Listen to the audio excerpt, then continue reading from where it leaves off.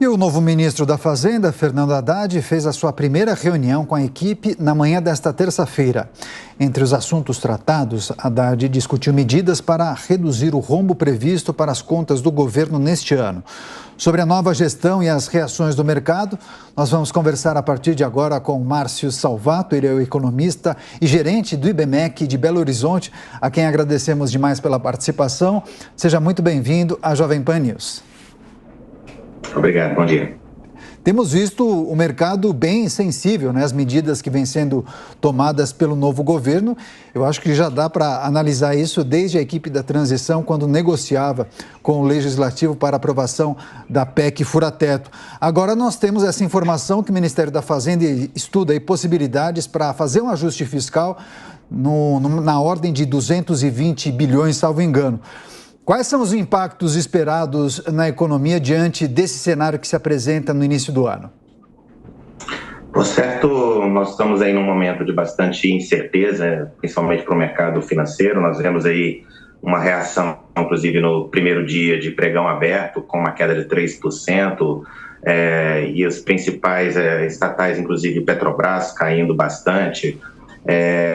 Acho que tem tudo a ver com os anúncios que foram aí no dia da posse, nos primeiros dias já de governo, e inclusive agora o Haddad, né? O Haddad está num pronunciamento em que ele ainda realmente não anuncia quais são todas essas mudanças, como vai ser a nova regra fiscal, a nova âncora fiscal que vai substituir a regra do teto, anunciou apenas que vai antecipar. Isso gera uma bastante incerteza no mercado, e o mercado reage às incertezas, principalmente quando gerando maior volatilidade, né? Você vai ver dias de grandes quedas, dias de recuperação mais acentuada, então a volatilidade fica alta. E muitos fogem desse mercado quando a volatilidade está alta.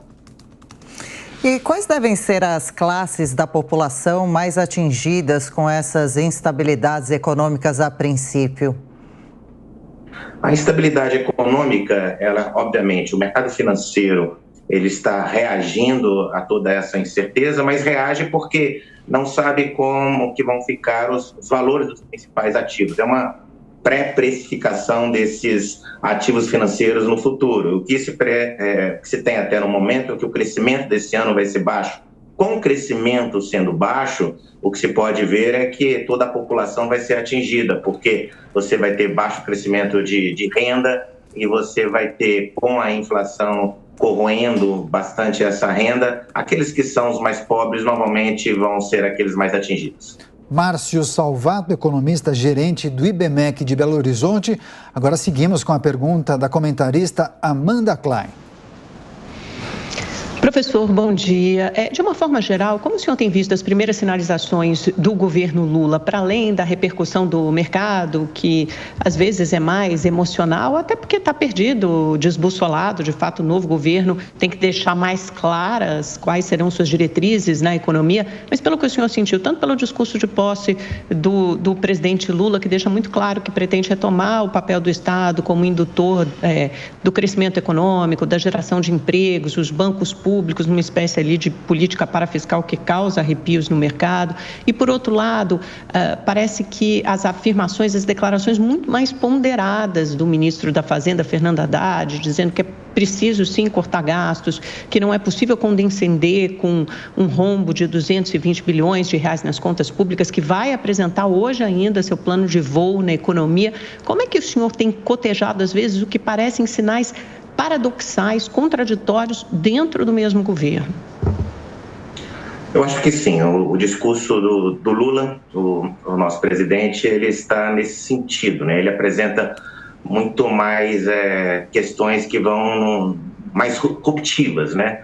Você vai mudando um pouco o que era a regra anterior do jogo. Ele está com mais força para dizer isso. Já o Haddad, ele está querendo um pouquinho mais pacificar, mas contudo está na mão dele realizar essas mudanças que são planejadas, dele como também no Ministério do Planejamento, que ficará ali por conta da Tebet. A gente vê um pouquinho de reticências nisso, porque se por um lado o presidente ele está sendo muito veemente em dizer que quer cumprir todas as suas promessas, principalmente aí o problema de estatização ou não desestatização, como era o programa anterior, que tinha uma privatização, que tinha uma contenção de gastos, e agora você vê que vai na outra direção. Indo na outra direção, você tem um problema de como pagar essa conta, né? De onde virão os recursos. E aí sim, você vê toda uma questão de que a fala do Haddad, até então, é uma fala que não se expõe muito. Ele já anunciou que virá hoje aí, colocando qual é o seu plano de voo, já anunciou que a partir de abril vai negociar com o Congresso, com a nova âncora fiscal, mas até então não se tem um número, não se tem exatamente qual é a nova regra, para onde vamos. Se não sabemos exatamente para onde vamos, a incerteza continua no ar. Professor, ainda falando de Fernando Haddad, ontem ele teve uma reunião com o embaixador da Argentina e um dos assuntos tratados foi a adoção de uma moeda comum para os países do Mercosul. De que maneira o senhor avalia essa possibilidade? Quem ganha, quem perde? O Brasil não perderia independência na tomada de decisões? Se a gente avaliar um pouquinho como é que foi toda essa ideia de moeda única ali no mercado europeu, é uma coisa de várias décadas de discussão, é algo que primeiro você tem que ter uma discussão de alinhamento de política fiscal, e veja bem, se a gente nem sabe qual será a nossa política fiscal, discutir moeda única não é o momento. Isso, para mim, é apenas uma discussão política, é uma discussão de tentar a aproximação. É claro que essa aproximação pode ser feita em vários fóruns, inclusive a OCDE, que está uma discussão de que nós vamos sair da OCDE. Por que sair da OCDE se é exatamente a discussão de alinhamento? E há uma necessidade de alinhamento de políticas fiscais para que você caminhe para uma moeda única. Eu diria que estamos muito longe ainda de uma moeda única, ainda é uma discussão utópica, porque ainda falta muito a discussão de alinhamento de política fiscal. E o senhor vê com bons olhos, professor, a divisão do atual Ministério da Economia em 3 novas pastas, a da Fazenda, Desenvolvimento, Indústria e Comércio e também Planejamento, Orçamento e Gestão? Eu acho que, se você vê a situação anterior, você tinha um superministro, um ministro com uma decisão e secretários especiais que comandavam o que nós estamos hoje com ministérios. É uma divisão que tem algumas imposições mais políticas, nós temos nomes políticos comandando essas pastas e, obviamente, ali nós temos algumas ideologias diferentes em cada um desses, quem é Tebet, quem é Alckmin e quem é Haddad. Então, nós temos um problema, inclusive, que são possíveis presidenciáveis para o próximo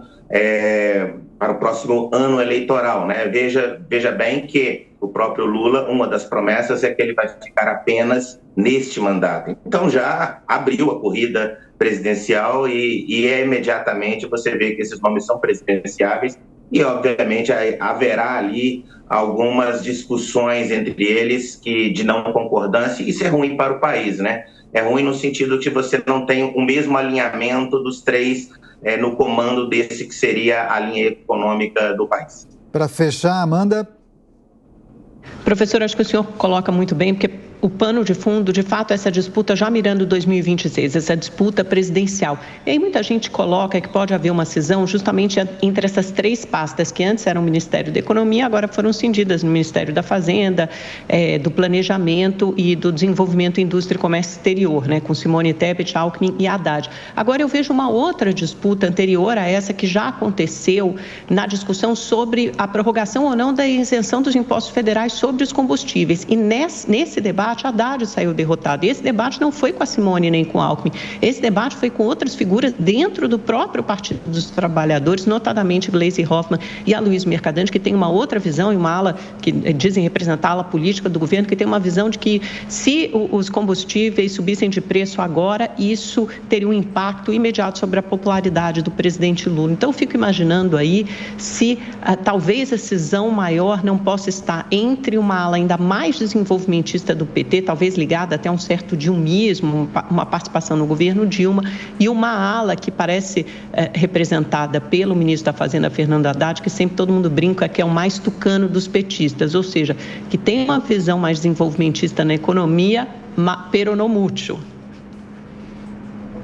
Sim, eu acho que é um bom ponto sendo colocado. Mas veja bem, é uma decisão política que precedeu qualquer decisão técnica. Tecnicamente, veja bem, o orçamento para 23 contava já que essa desoneração iria cair e, portanto, o recurso disso estaria contando para os gastos que estão planejados para 23. E você prorroga isso por 2 meses, o próprio mercado vê, então, uma grande dificuldade, então, de cumprir o próprio orçamento e mesmo a exceção do orçamento que nós temos aí com a última PEC na virada do ano, né, em mais 145 bilhões possíveis para gastar. Pois é, então, de onde virão esses recursos? Então, não há nenhuma discussão técnica a respeito de se haverá algum condicionamento de gastos em qual pastas para pagar essa desoneração. Isso é um grande problema, ou seja, a política está acima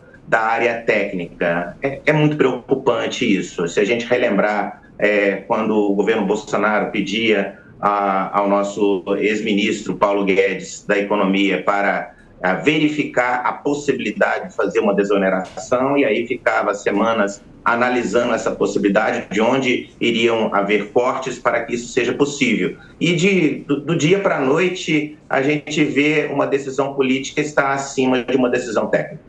Tá certo. As perspectivas para 2023 também, as primeiras medidas do governo, em destaque nessa entrevista com o Márcio Salvato, economista gerente do IBMEC de Belo Horizonte, a quem agradecemos demais pela participação. Até uma próxima. Boa semana.